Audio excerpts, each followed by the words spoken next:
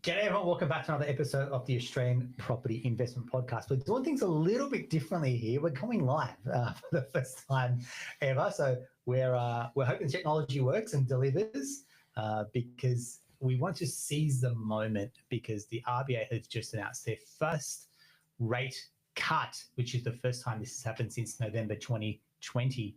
So for us, this is a big day in finance land, finance nerds. Woohoo! This is a big day. Anyone with a mortgage we'll be cheering as well. I can definitely feel our wallet has got a little bit thicker this afternoon. But we wanted to unpack what's going on in the market because when I started doing some research for today, there is a lot happening in the land of lending at the moment. I think a lot of this is politically driven. I'm not going to weigh into the politics of this at all. But what I'm going to say is as we approach the election, the number one issue that's facing Australians is the cost of living. The second one, and this came out in the AFR, is housing affordability and the housing crisis that we have at the moment. So this is not going away. In fact, watch this space because as we roll closer to the election, I dare say we're going to see a lot more policies and a lot more ideas get thrown around. We're going to unpack all that today. I've got the dream team with me here. Bernie, welcome. Thank you, Aaron. Damien. Thanks, Aaron. Nate. Thanks, Aaron. Nate, I call Nate my right hand, and you're literally sitting on my right hand side, mate. So thank you very much for joining us. We're in for an absolute cracking episode. So strap yourself in. I've got a whole raft of pages of information here, like we always do. We always do a lot of deep work. We like to be prepared as well because if you're giving us your time, we want to return serve by giving you as much knowledge, insights as we possibly can. So let's just start with the RBA decision. I mean, quick show of hands. Who thought we were going to have a rate cut today? Yep. I mean, I feel like we had this sentiment, and I think not that we're old hands at this, but I think we've been around long enough to know that when we start to see the media really beat this up, we almost feel like there's some writing on the wall here.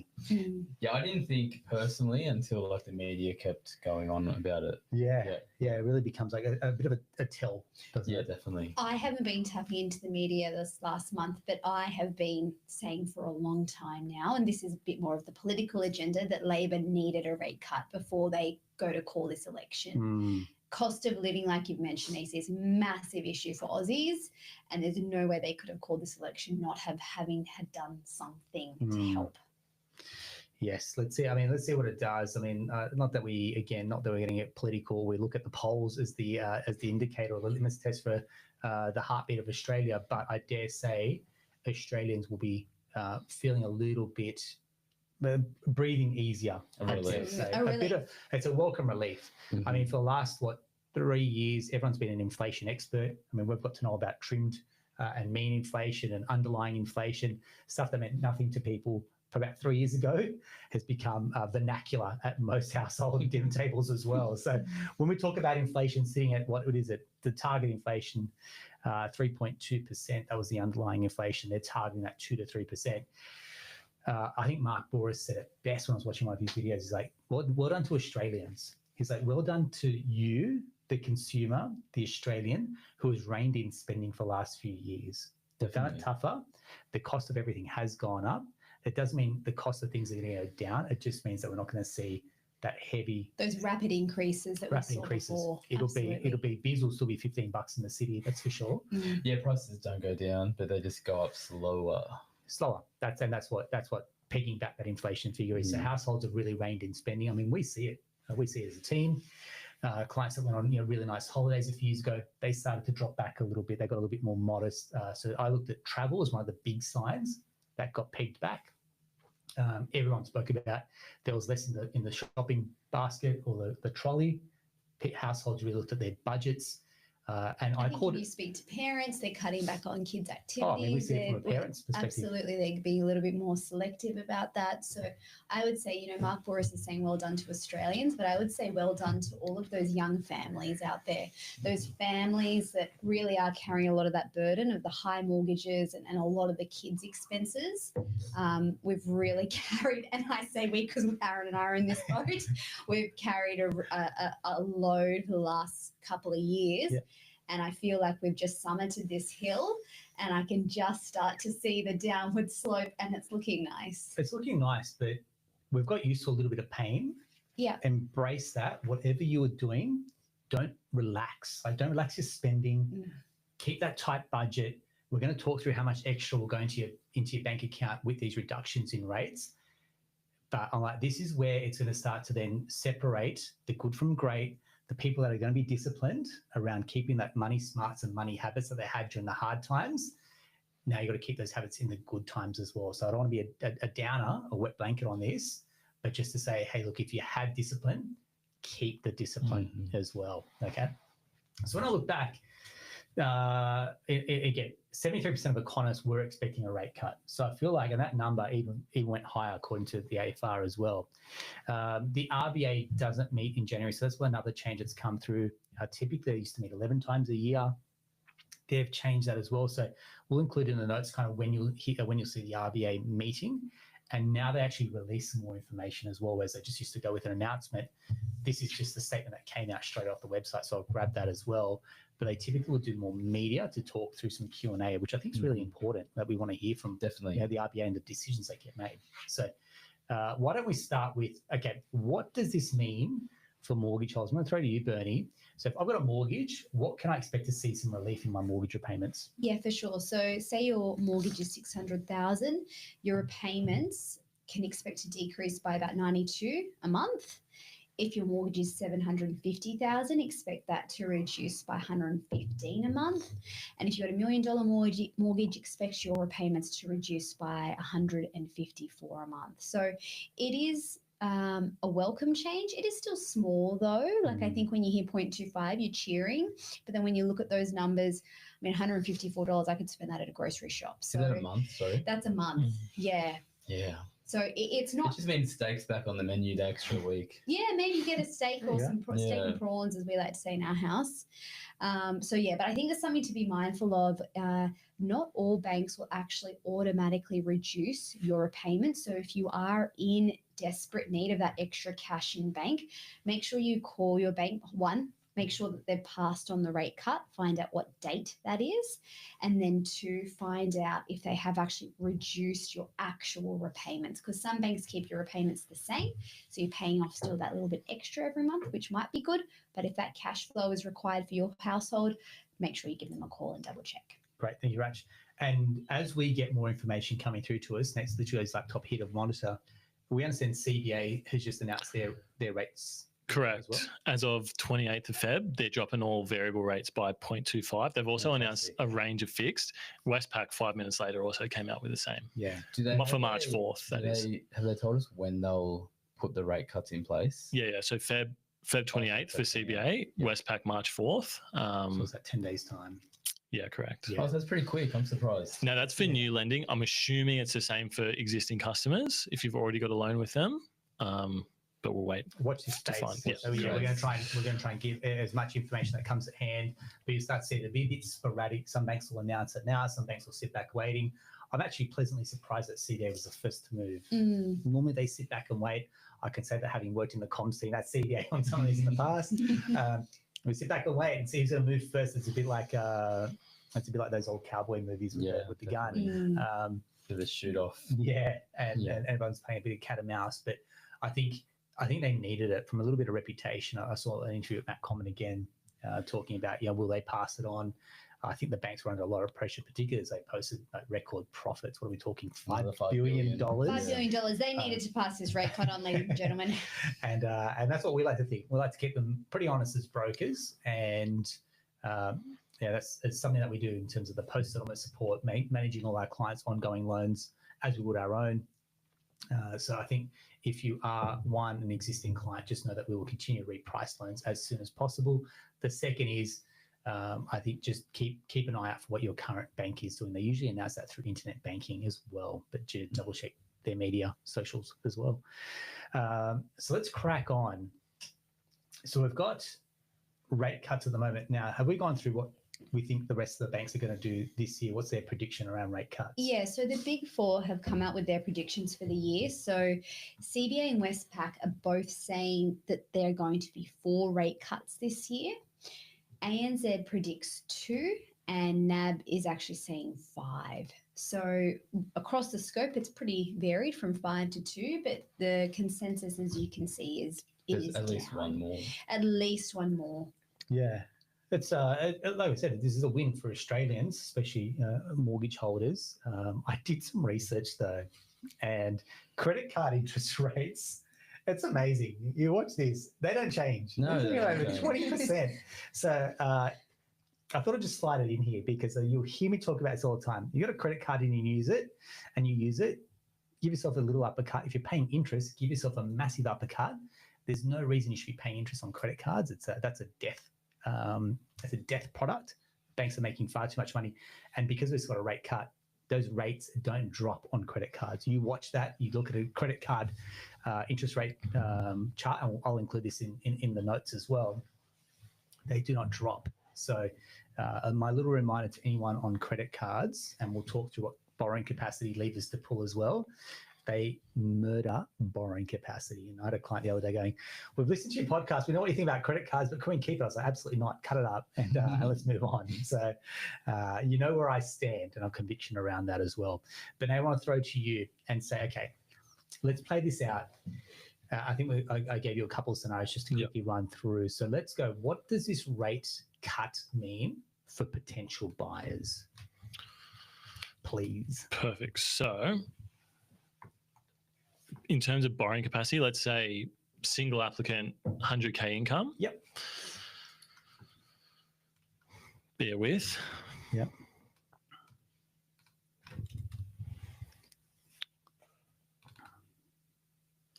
And then we'll go into the HEX because this is probably another political Correct, handle that's yeah. going through at the moment. Yeah. So the effect on borrowing capacity, 100K single applicant, 0.25% decrease will increase your borrowing capacity by about 15K. 15K. Yeah. Okay. So Correct. just know that every rate cut, 15K is going back into your borrowing capacity. Now, I think you ran some numbers as well, Damien. Yeah, I think back of the envelope, so high level, is every percentage drop in rates, you'll get about half your income back in borrowing. So 100K 1%. salary, 1% drop in rates, you get 50K back in borrowing.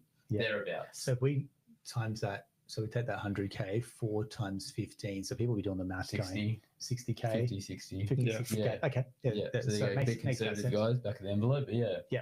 That's correct. So if you try and do the math here and you're going, right, 1%. So on 100K, 1%. So if we get to where CBA is saying we get 4 rate cuts, Yeah, which would be You're 1%. gonna get- Yeah. you're going to get somewhere between a $50,000 to $60,000 increase in your borrowing capacity. Mhm. If you're a single high 100K income earner, that's what that does, which is interesting. Because I would say it's not that much. I don't think it's definitely an increase to borrowing, 60K. but it's So, not but the can decrease. can I jump in? So typically it's not a single applicant anymore. It's two applicants. So if we've got throwing some numbers at you Yeah. guys, 250,000 is an income. Yeah, you'd have 125 an increase in borrowing. Yeah. Okay. Thereabouts, like half the income. Okay. Yeah. Which I think that's definitely strong. Yes. But it's not what we saw wiped out from the 4.25% of increases. Hmm. Yeah. And I think that's probably where I get to where it's like it's not insignificant, Yes. but when we were during COVID and rates were at 2%, Hmm. yeah, we're not going to get down to that level ever again. Yeah, and is it because in servicing calcs, banks have factored in higher cost of living, like higher living expenses? Is that why we're not seeing such a massive increase in borrowing power? Yeah, definitely cost of living. Like Yeah. HEM goes up twice a year. So the bank will assign living Mm. expenses as per your income. Which, I and mean, then- they've gone up recently, right? Yeah, they go up twice a year. Yeah. It's like the cigarette tax twice a year. So you'll obviously see your living expenses increase year on year just in the bank's calc. Yeah. But I just think 1%, I think people who borrowed during COVID, they're like, okay, when can I get back to that level? I don't think you'll get back to that level. Mm. I Yeah, agree. so just be aware of that. I mean, that was an anomaly. We were at 0.1% as a cash Oh, rate. Like Re- record guys, low that's an anomaly. And Yeah. I did some research. CoreLogic has put a really good report out. Which housing markets get the biggest boost from rate cuts? Yeah, Yes, let me read Have this a one. look through that because there's a lot of data in My there. market's in here. Number second, Sutherland, 19%, 1% rate cut. So Fantastic. hang on. So you're getting a 19% increase in property values. From a 1% reduction, that's what CoreLogic is saying. Yeah. Yeah. So the median price goes to 1.5. So you work this out and go, right, a 1% rate cut Mm-hmm. will accelerate that market by 19%. Yeah. a 1% rate cut will increase your borrowing capacity. Will it keep up? And that's kind of my initial thoughts, which is I reckon the property price acceleration will outpace people's. Which is where Borrowing I'm like, power. the borrowing power will increase, but will increase at the rate that the housing market will, just on the back of confidence. Oh, and Confidence drives prices, not borrowing. let's talk about sentiment, because we had this the first week in January. We came back, and this is our humble little brokerage, to a stacked calendar of people just reaching out. I had people reaching out from emails and strategies that we put out in 2023, just going, mate, we want to get back on top of this. So we felt that sentiment was there from the start of the year. People sat back in 2024, waiting for the right time to buy, realized that waiting wasn't the strategy that was serving them, come back in the new year, almost anticipating this rate cut. And then we had people over the weekend buying, go, I've got to get in before this next rate cut comes in. And we could feel this anticipation in the air going, they knew it was going to happen at some point, whether it was February, March, whenever, but it was on the cards that this was almost a bankable rate cut. The Yeah, energy definitely. and the confidence is up, and people are motivated to act. There is no sitting and waiting anymore, I would say. Correct. And I think what the RBA has mentioned is like wages have been increasing at a fairly high rate. So, yeah, people have money. Yeah. If you've been sitting around, Yeah. just waiting, maybe you're just a little bit skeptical. Hey, if rates keep going up, I don't want to be involved in that. Yep. But now that everyone, consensus is that they're on the way down. Yeah. People who are sitting on the sidelines are ready to jump in. I mean, it says it here in the minutes today, wage pressures have eased a little bit more than expected. So they're seeing that data come through, and they operate on lag data. I mean, we see it generally. A lot of our clients have got pay rises, increases. A lot of our clients are on substantial income figures as well. So again, it's a message that I'll say over and over again. Waiting is not a strategy that will serve you. By what you can, when you can, where you can. You get into the market because you cannot outpace the ability to save while properties continue to increase. And everything that I've got here is all talking about changing lending and moving the dial from a lending perspective.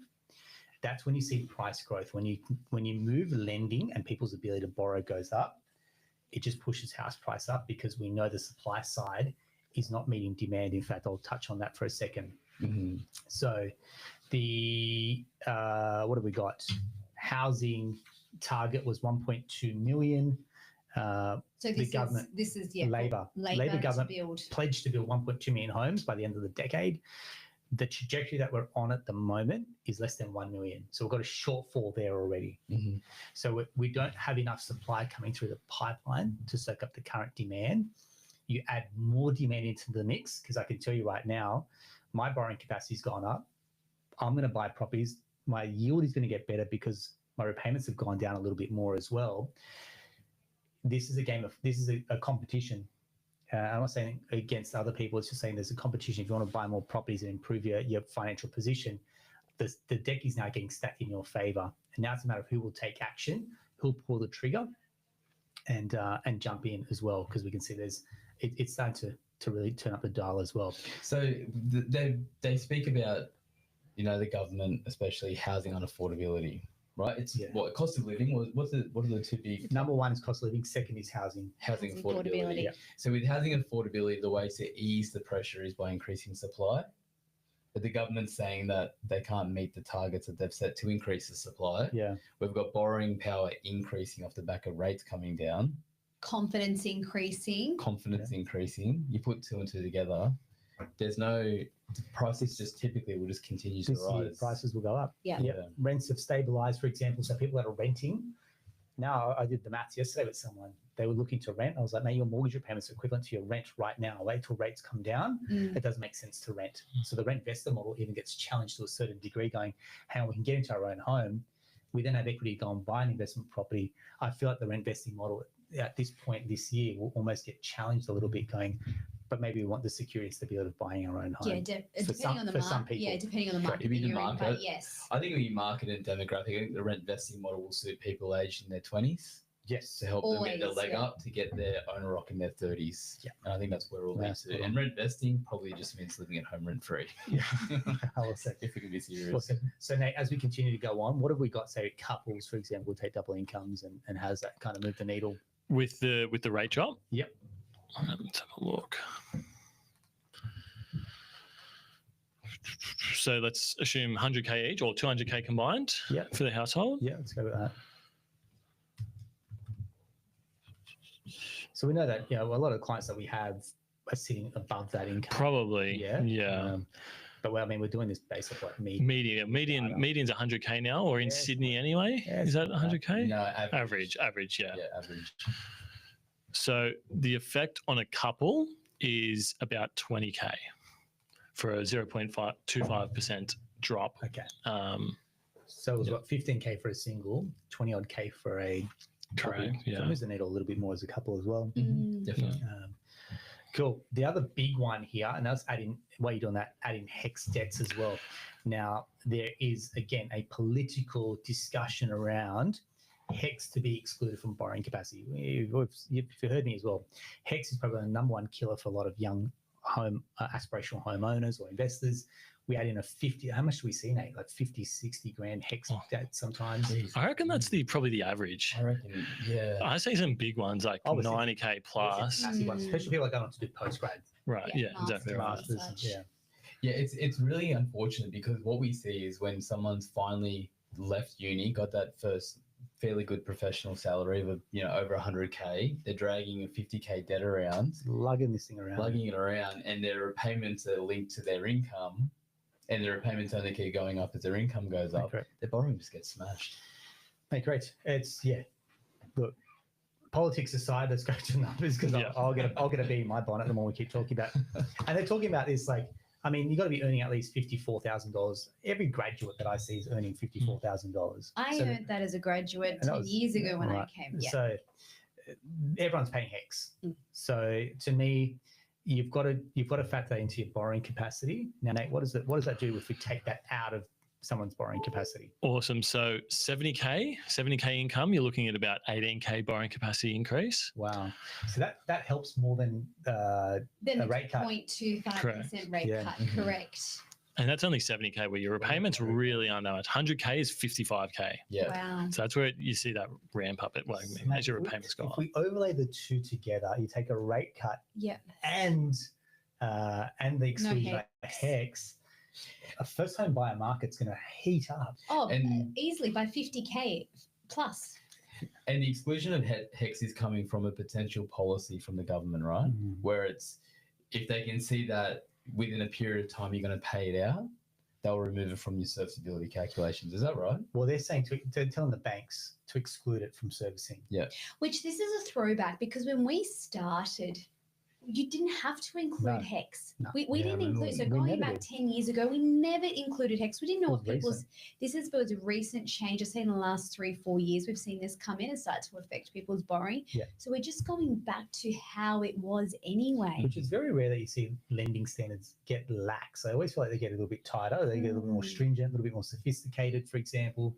It's very rare to see it go back, but it's very clear that the government only has a few levers to pull.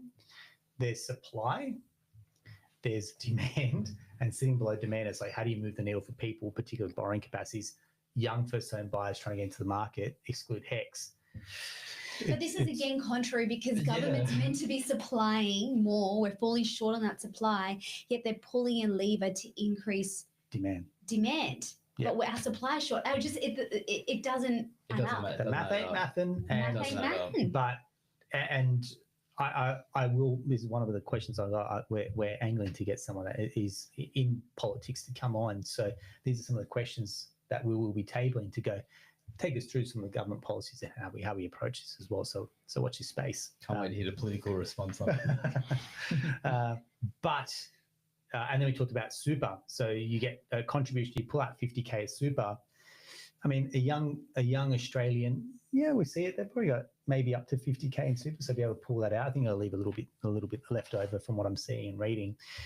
But I will come back to this point. If you're waiting for the government to give you a leg up to get into your home, don't. Yeah, so people will be sitting back waiting for the exclusion of HEX, for example, waiting to pull out super. You can wait, but just know you'll be swimming with sharks at that time because now it's all things equal. Everyone's got the same leg up as you. And the only thing that's going to increase is the house prices. I remember when they did the first home buyer grants when my older brother bought, it was like 21,000 or 14,000, then went to 7,000. The second they announced that overnight, bang, those prices went up by 21,000 and 14,000, right? Like it just that the market factors that in, especially when they're pitching to first home buyers at certain price points. We see it. The second that it just goes over that price point, they've cut out first home buyers. Do you remember that New South Wales had a land tax scheme? So land tax instead of stamp duty. Yeah. And the cap was 1.5 million. Yes. And I had clients bidding for properties in the eastern suburbs. They'd say to the agent 1.5. The agent says they've already got 4 1.5s, and knowing that they can't go $1 over that amount. Yeah. So people will push that limit. That hard stuff. Hearing, so this is the coalition's policy to draw money out from super for a deposit. Yep. It just seems wild to me because that would essentially mean you could pull super out. You could then go and use the first term guarantee scheme where it's a 5% deposit, no LMI, to go and buy a property. So you need no money saved at all if you could combine those two policies to go and buy it. It's ridiculous to think that that's not going to have an extreme impact on the housing market, and the impact is up. And take, for example, we've done this a couple of times with clients where they can buy interstate because their role lets them work from home. Yeah. So they can go and buy this property interstate at a price point, get in there, renovate the property, do whatever they can to improve the value, live in it for 6 or 12 months, whatever the requirement is, and then move back. And it's like they bought their first property, no stamp duty, 5%, no LMI, for example, get into a growth asset, Play maybe within do the some work. guidelines, tick all the boxes. Great. Yeah. There's no way that that's not off the cards for a lot of aspiring first-home buyers. So again, if you're sitting on the outer, you don't have access to the banker, mum and dad. I know we've got a lot of first-home buyers that are super, super creative, right? Always trying to push the boundary. Hey, mate, scratch this itch. And if your role allows you to work remotely, this could be one way that you stack the deck in your favor. Yeah. Mhm. Take that 6 to 12 months, maybe move into state, make that happen. And you could renovate, like you said, cosmetic renos, sell, and then Get it revalued. Right. revalued, and then you're ready to go again. You got to rent. You might as well move into it. The rent on that price property would be equivalent to what you're paying. And you might even get a drop in like lifestyle costs as well, mate, because if you move somewhere regional, I'll tell you now, there ain't no Uber Eats down the south coast where we are. So you've got to be organised. You'll save yourself a bucket load of money. But the next one here, again, political that's come out, temporary residents will be barred from buying existing properties for at least the next couple of years. This is building off the fact that overseas investors have been barred from buying existing homes for some time as well. Now, So it's temporary residents. What's the difference between that and foreign investors? so temporary residents on a visa. Oh, so like short-term. No, Maybe yeah, like a skilled worker. visa, no PR. yeah, Yes, not PR. no PR. Oh, right. We've got to PR get clarity on this as well. But yeah, this is just pulling a couple of headlines real quick. Yeah. Now, when we do the numbers, the real estate transactions, there was 5,300 in 2022 to 2023, according to the ATO. And 34% were for existing homes as well. So I think that's a beat up as well. That it's policy. it's a very small, because they already get charged the FIRB, yes, the extra stamp and duty. then the extra stamp duty as well. There's already enough sort of roadblocks of people who I speak to temporary residents. And I Yeah. tell them, oh yeah, you're up for this amount. They quickly don't return my phone calls. So yeah, okay. And they were Now- doing a crackdown. Remember they were cracking down on they were going through old clients that bought on visas years ago and trying to get stamp duty as well. So I think it's a bit of a show just to go Posturing, yeah. where we're not letting foreign investors buy in Australia. Again, maybe it's political, maybe it's a good policy. I mean, they need to be seen to be doing something right. When you number two issues, the cost of living and housing affordability, you need to show that you're doing something. Great. And then if we kind of turn our eyes to some of the recent data that are pulled out with CoreLogic, they put out their February chart pack, which contains some gold in there as well. Again, if you want to talk about sentiment and confidence in the market, seeing particularly regionals, and I felt like some people say regionals had their day after COVID, but they actually outpaced the metro and capital cities. So 3/4 of regional suburbs across Australia saw an increase. That's 3/4 of regional suburbs outpaced the capital cities. Yeah. In contrast, half of the capital city suburbs reported a quarterly fall. Yeah. And then 3 and 4 suburbs across Sydney saw a decline in value over the last 3 months to Jan, while 9 out of 10 suburbs in Melbourne recorded quarterly declines. Now, you speak to someone like a Simon Pressey's, like they always report on Sydney and Melbourne. I mean, that's fair, they always do. But when you overlay that with the suburb data across regional Australia versus capital cities, you can start to see that regionals have got a bit of a groundswell. I really feel like there's an upgrade of movement that's starting to happen in regions. I like take Sydney, for example, Newcastle, Central Coast, South Coast, Bowral, Shoalhaven, for example. It's still becoming attractive for a lot of people that are seeking a lifestyle priced out of Sydney, even with these increases in borrowing capacity, even with the reduction in rates, for example.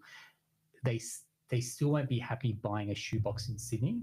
They want a freestanding house, and the only way to do that is to move to outer ring suburbs. And to sort of add on to if there's going to be continued growth in these areas, a lot of these first home buyer policies that are already in place and potentially being released target homes in these areas because there's always price caps on them, and I rarely get a Sydney property that fits the first home buyer policy. We don't ever do first home buyer stuff. You've got to buy a unit in Sydney to get a stamp duty discount. Yeah, you know, and so no one's happy with the one better. I'm going to be open with everyone.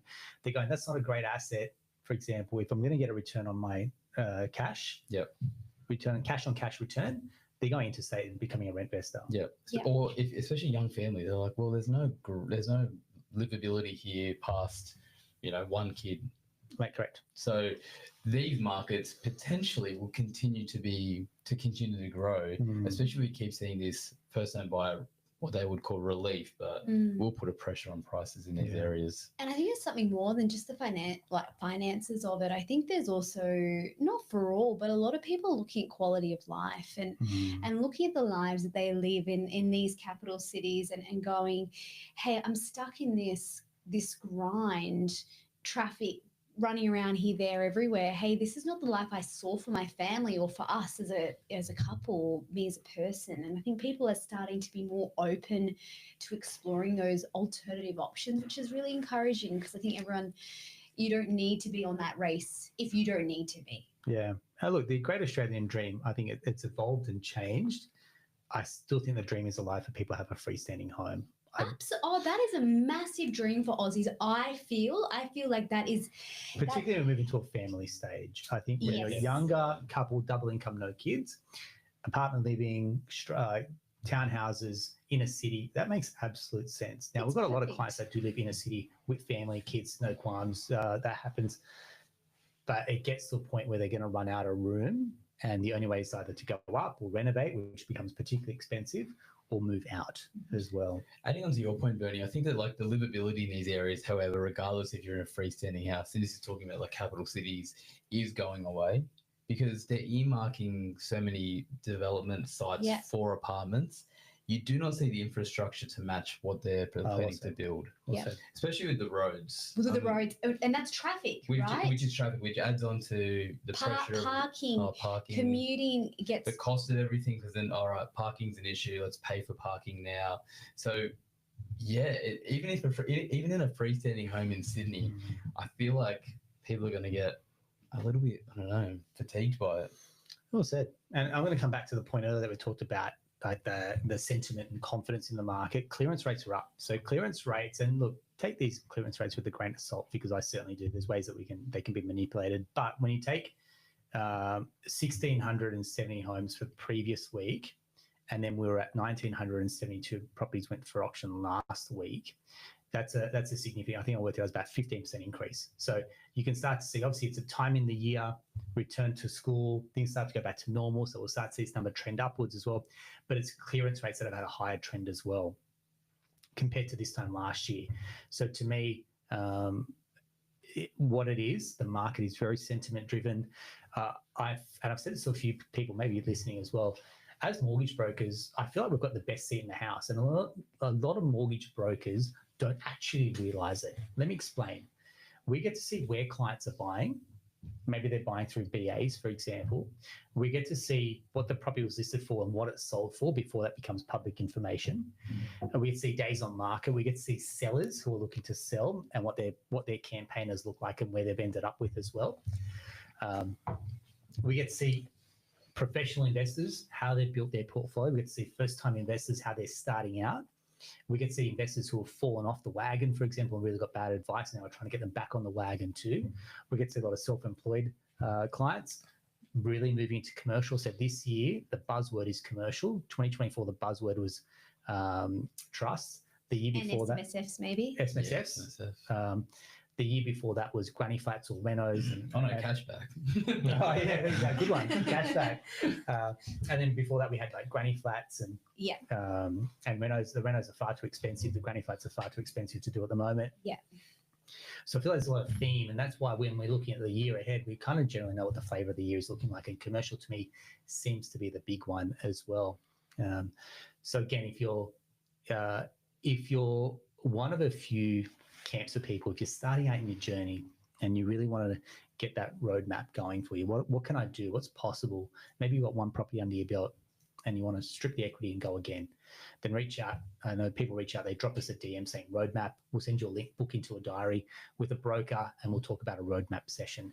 The second one is they want to do a portfolio review. Got a few properties under your belt. You know, what got you to here? Won't you get you to that next level of growth? So how do you do things differently? Are we talking trust? Are we talking stripping equity, maybe paying some mortgage insurance, for example, splitting deposits up?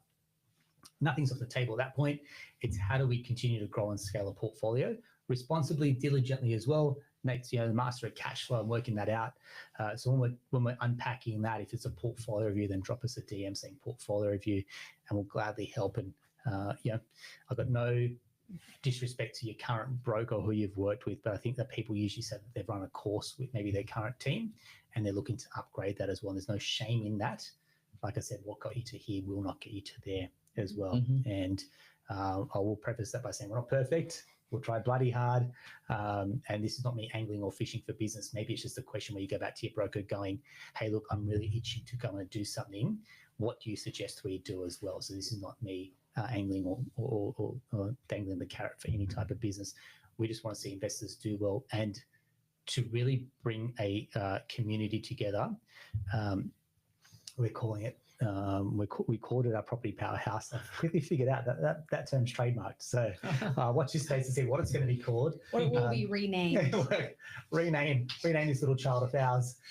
Shout out to the broker that owns the trademark. I met him. Apologies. I met him over in Perth. Sorry. And I had to apologise because I saw it on his shirt. It was called Powerhouse. Sorry about Did that. he come up to you? No, I went up to him and I said, have you trademarked that word? And he said, yeah. I said, I'm going to apologise in advance. I'll change our name. That's nice. It was cool. And the reason why I've set this group up is investors struggle to find people they can share their successes with. And what I mean by that is clients that are looking to buy 5, 6, 7 investment properties this year. They want to go to the moon. They can't tell their friends that they've bought properties. They can't tell anyone about the recent acquisitions they've done and their ability to scale a portfolio. So it's almost like this silent success. And it's like, well, hang on, where can we find someone that actually champions and celebrates your wins? This is the place. I don't care if you're trying to buy your first or you're trying to buy your 7th. This is the place where we're trying to breed a community of investors. I'm not talking about a Facebook group. I'm sorry, no disrespect to that, where they just kind of like throw away advice and bits and pieces. I'm talking about where you plug in, you raise your mindset, you raise your standards, you're accountable for what you said you're going to do. So if you said you're going to buy 5 this year, you start to buy get the ball rolling to buy 5, and then you're around people that will champion and celebrate your success when you hit your goals. And that to me is the essence of the group. I don't care what it's called. I know the outcome that we're looking for. So if that's something that you're interested in, drop us a message, call it community. We'll get onto it and we'll send you the details. And that's due to drop, I think, the 12th of March in the evening, Sydney time. We're going to run it. This hasn't been done before, so we're breaking new ground on this. Yeah. But what I really feel is, hey, look, we're learning. We're on the journey. We want to bring other people on the journey because, like I say, people will be asking us in 10 years how we did it. In 10 years' time, I probably won't be working. And I'm sorry about that. But to everyone that's on the journey that wants to take action, I'm saying join us now so you can be part of this movement that works because they want to, not because they have to. Yeah. And that's kind of my message to finish up on, because I love everyone that reaches out. When they reach out, I've got to tell you, I still get a kick out of it. I will always get a kick out of it because, like I said, you've given us your time, you've given us your energy. I'm going to meet you halfway and say, you're going to get the best out of us. And let's do some magic together. So team, thanks very much for joining me. I love it. If you've loved this episode, you're going to pass it on, just share the link to someone and say, hey, mate, let's go on this journey together and let's make some magic happen as well. That's a wrap. Talk soon.